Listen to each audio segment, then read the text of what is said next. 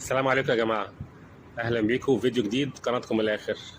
فيديو معاكم خلال 60 ثانية بنتابع خبر موجود على السوشيال ميديا، خبر رياضي بيهم كل جمهور الكرة وخاصة جمهور نادي الزمالك المتعطش إن نشوف نادي الزمالك بصورة تانية جديدة خلال الموسم القادم، بصورة أفضل الموسم الحالي. ودينا شفنا المشهد الأخير في كأس مصر والفوز بالعافية بدعاء الوالدين.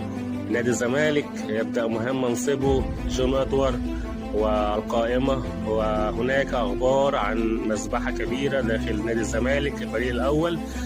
لعيبة كتيرة، 14 لاعب مبدئي داخل القائمة العام الماضي خارج أسوار نادي الزمالك الموسم القادم. أبرزهم سيف الجزيري، أبرزهم دونجا، لعيبة كتيرة.